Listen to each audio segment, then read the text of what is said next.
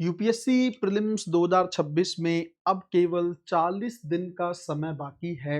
आप में से बहुत सारे लोगों के मन में आ रहा होगा कि अगर यहाँ से हमें पता चल जाए कि अगले 40 दिन में क्या करना है, किन चीज़ों पर हम लोगों को फोकस करना चाहिए कि प्रीलिम्स हमारा हर हाल में क्वालिफाई हो जाए। अगर उस तरह की रणनीति कोई बता दे, कोई इधर-उधर की बात ना करे, टू द पॉइंट अगर हमें कोई समझा दे और हमारी कई सालों की मेहनत को जो है वो सफलता तक पहुंचा दे। अगर आप इस तरह की वीडियो का इंतजार कर रहे थे, तो मुझे लगता है इससे बेहतरीन वीडियो आप लोगों के लिए नहीं हो सकता। कई दिनों से मैं सोच रहा था कि इस तरह की एक टॉपिक पर मुझे आप लोगों को समझाना है, क्योंकि डायरेक्शन का बहुत बड़ा रोल है। अंतिम 40 दिन या 30 दिन इतने ज़्यादा इम्पोर्टेंट होते हैं कि ब उसका उसकी तुलना जो है पिछले 3 सालों से भी नहीं की जा सकती। अगर आप इन 30-40 दिन में बहुत अच्छे तरीके से काम करते हैं, किन चीज़ों पर काम करते हैं, अगर ये चीज़ आपको पता चल जाए, तो आपको प्रीलिम्स क्वालीफाई करने से कोई नहीं रोक सकता है। जल्दी से वीडियो को लाइक कर दीजिए, शेयर कर दीजिए और अगर अब अभी तक आप लोगों ने डिलाइट आईएएस के यूट्यूब और टेलीग्राम चैनल को सब्सक्राइब नहीं किया है, तो आप लोगों को कर लेना चाहिए, क्योंकि बहुत खूबसूरत और बेहतरीन वीडियोस प्रीलिम्स और मेंस के पॉइंट ऑफ व्यू से आप लोगों को यहाँ पर देखने को मिलती रहती है। सबसे पहली चीज तो मैं आप लोगों को बताऊं कि क्या कोई जादू की छड़ी है जिसके चलते जो है 40 दिन में प्रीलिम्स क्वालिफाई हो सकता है? सबसे बड़ा सवाल तो ये है। अगर मैं ये कहूं कि आज तक अगर कोई पढ़ा ही नहीं है बिल्कुल भी, तो क्या 40 दिन में यूपीएससी प्रीलिम्स को निकाला जा सकता है? तो इसका आंसर है नहीं, है ना। तैयारी पहले होनी चाहिए। आप लोगों को 1 डेढ़ साल तैयारी करते हुए हो गया हो, या कम से कम 6-8 महीने 1 साल की तैयारी आपने कर ली हो, तो आप इन 40 दिन की स्ट्रेटेजी को इंप्लीमेंट करेंगे तो आपका काम हो जाएगा। सबसे पहली चीज तो मैं आपको बता रहा हूं, आप देखो कि अगर आपने यूपीएससी पीवाईक्यूज को लेकर काम नहीं किया है ना। प्रीलिम्स के पीवाईक्यूज कौन से? नॉर्मली आपने सुना होगा कि लोग कहते हैं कि 10 साल की पीवाईक्यूज को बहुत अच्छे तरीके से तैयार कर लो। मैं कहता हूं कि चलो 10 का आप मोटे तौर पर देख लो, बट पिछले 5 सालों के पीवाईक्यू को बहुत ध्यान से आप लोगों को देखने की जरूरत है। यूपीएससी कौन कौन से एरियाज में सवाल पूछ रहा है, पहली बात। एक और चीज मैं आप लोगों को बताता हूं कि प्रीलिम्स के लिए पीवाईक्यू को, खास करके प्रीवियस ईयर क्वेश्चंस को सिर्फ अटेम्प्ट कर देना ही काफी नहीं है कि आपने तैयारी की। किसी टीचर ने आपको बोला कि आप एक काम करो, अपनी तैयारी को चेक करना चाहते हो, किसी एक साल के प्रीवियस ईयर पेपर को उठाओ और अटेम्प्ट करो और देखो कितना स्कोर बन रहा है। मेरे हिसाब से ये गलत तरीका है, ये सही स्ट्रेटेजी नहीं है। आपको प्रीलिम्स को अटेम्प्ट नहीं करना है। आपको चलो पेपर देखना चाहो तो देख लो, उसके अलावा आपको उसकी बारीकियों को पकड़ने की कोशिश करना है। कौन सी ऐसी चीजें हैं जिस पे यूपीएससी सवाल बनाने की कोशिश कर रहा है, कौन से ऐसे ट्रैप्स हैं जिसके चलते यूपीएससी आपको ट्रैप कर दे रहा है, जिसके जाल में आप बार बार फंस जा रहे हो। एक और चीज मैं आप लोगों को यहाँ पे क्लियर कर दूं, यूपीएससी हर साल अपने आप को इवॉल्व करता है। थोड़ा इस बात को समझिएगा, बहुत बारीक चीज है और बहुत इंपॉर्टेंट चीज है। हर साल यूपीएससी कुछ ना कुछ बदलाव करता है। जैसे मैं 2025 की बात करूं तो यूपीएससी ने स्टेटमेंट बेस्ड क्वेश्चन को बढ़ा दिया है ना। 3 स्टेटमेंट पूछ रहा है और उसमें क्वेश्चन का पैटर्न भी अलग कर दिया। जो ऑप्शंस पूछे वो भी अलग थे। नॉर्मली पूछता था कि एक स्टेटमेंट दूसरे को एक्सप्लेन कर रहा है या दोनों सही हैं, उसमें एक एक्सप्लेन कर रहा है।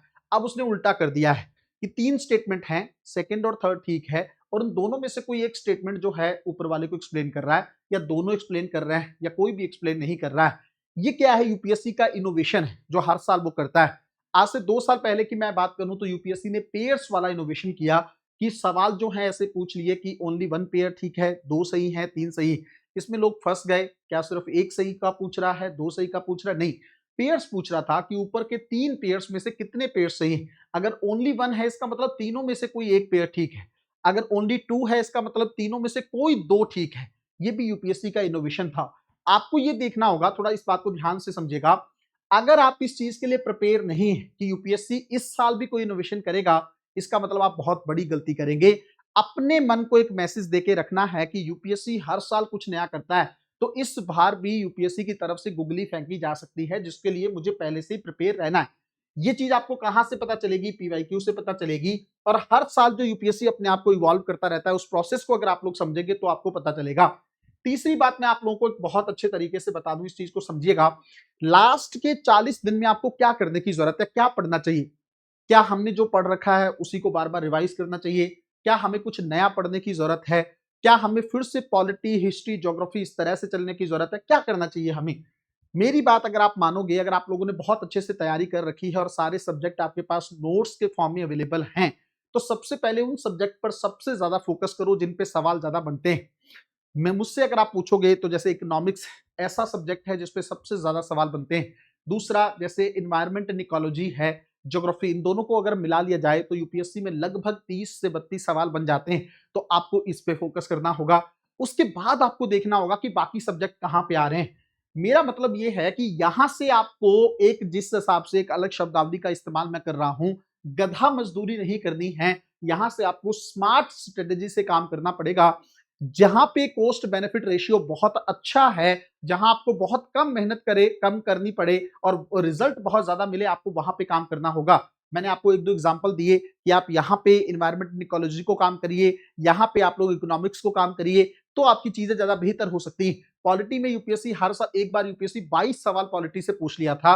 तो पॉलिटी को इग्नोर मत करें, पॉलिटी को साथ साथ पढ़ते रहें। पॉलिटी लो हैंगिंग फ्रूट्स है, इसको जाने नहीं देना है, इसमें गलती नहीं होनी चाहिए। दूसरा, कई ऐसे सवाल होते हैं प्रीलिम्स एग्जामिनेशन में जो स्पेसिफिक नॉलेज से डील नहीं होते। बार बार मैं आपको एक चीज कह रहा हूं, यूपीएससी प्रीलिम्स एग्जामिनेशन नॉलेज का खेल नहीं है, वरना रट्टा लगाने वाले इस प्रीलिम्स को बार बार क्वालिफाई कर लेते। इस बात को दिमाग में बैठा लो, रट्टे का खेल नहीं है ये नॉलेज तो चाहिए चाहिए इसमें, लेकिन इसके अंदर स्मार्ट लॉजिकल जो है या गेसिंग जो होती है, उस पर काम करने की बहुत जरूरत है।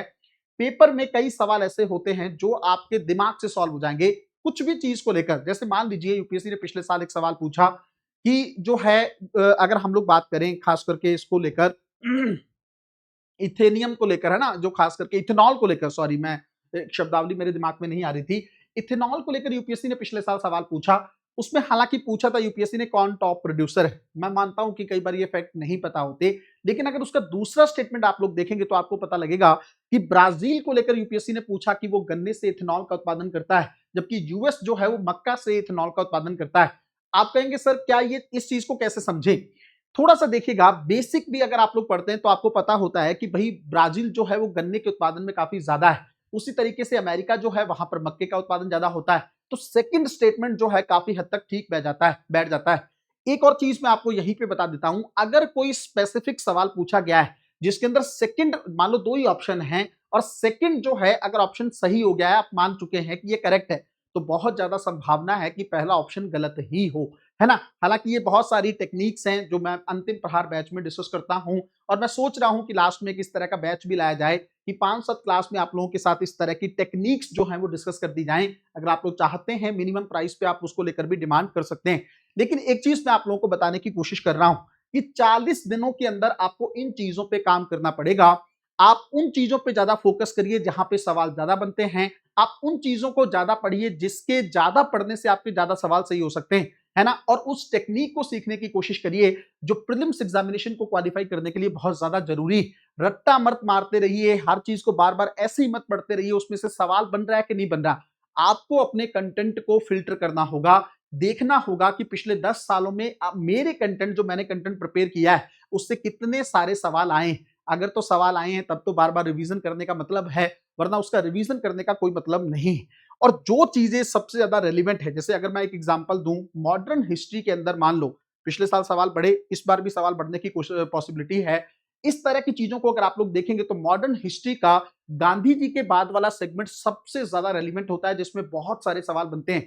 गांधी जी से 2 से 3 सवाल हर साल प्रीलिम्स एग्जामिनेशन में देखने को मिलते हैं। ये क्या है? ये स्मार्टनेस है। इन चीजों पे आप लोगों को काम करना होगा जिससे आप लोगों का प्रीलिम्स एग्जामिनेशन ज्यादा अच्छे तरीके से डील हो सकता है। तो अंतिम 40 दिनों में इन चीजों पे काम करिएगा, और स्टेटमेंट बेस्ड क्वेश्चन इस बार ज्यादा बढ़ेंगे, इस चीज के लिए रेडी रहिएगा। और इकोनॉमिक्स के अंदर न्यूमेरिकल सवालों की संख्या भी बढ़ सकती है, इसको लेकर भी प्रिपेयर रहिएगा, ताकि आप लोगों को प्रीलिम्स एग्जामिनेशन में झटका ना लगे। मुझे लगता है इस वीडियो के माध्यम से आप लोग बहुत अच्छे तरीके से फोकस कर पाएंगे। और लास्ट में मैं यही कहूंगा कि जो, जब जैसे कहते हैं ना कि बहुत लंबी रेस में भागना होना, तो शुरू में तो धीरे धीरे भागते हैं, लेकिन अंत में बहुत तेज दौड़ने की जरूरत होती है।